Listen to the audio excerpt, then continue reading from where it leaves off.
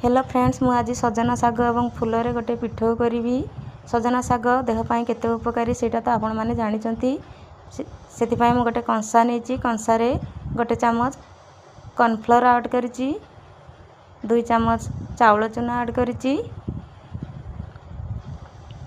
पिला मन तो सजना साग खाइबा को भल पांतेनी, किंतु जदि सेथिरे पिठो करिकी खाइबा को देबे ताहले पिला माने खुशी रे खाइबे। ए ग्यारंटी मु आपण मान को दउची। एबे सेथिरे मु हाफ चामच चिली पाउडर, हल्दी पाउडर, जीरा गुंड, धनिया गुंड, गरम मसला ऐड करची। गोटे पियाज एवं छेचा अदा रसुण को ऐड करची। आ सेथिरे अल्प पानी देकी मु ताकू मिक्स कर देची।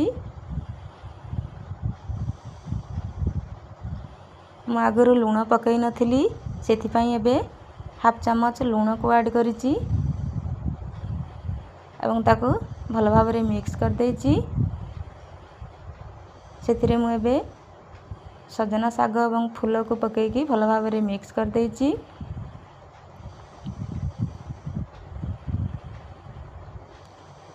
सजना सागर पिठौटी खाइबा को बहुत बढ़िया लगी थाए। आपण माने घरे निश्चय ट्राई करिवे। एबे तावारे मु गोटे चामच तेल को गरम करची और सेथिरे से बैटर को मु चामच साहाय्य गोटे गोटे चामच देकी गोटे गोटे पिठो करिची। पिठो कला बेले सब बेले गैस रो फ्लेम को लो टू मीडियम रे रखिबे। जमारू भी हाई फ्लेम रे रखिबेनी, काहेकि ना जदि हाई फ्लेम रे रखुचंती ताहले पिठोर तळ भाग पड़ी जिवो, किंतु ऊपर साइड भल भाबरे सिझी पारिबोनी।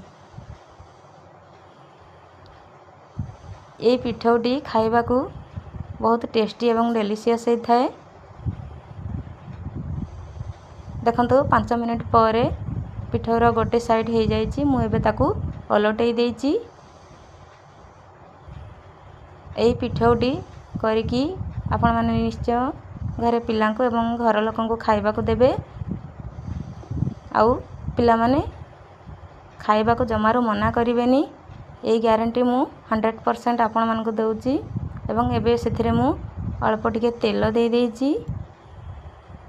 किछि समय पर देखंतु पिठौ मोर हो जाइए।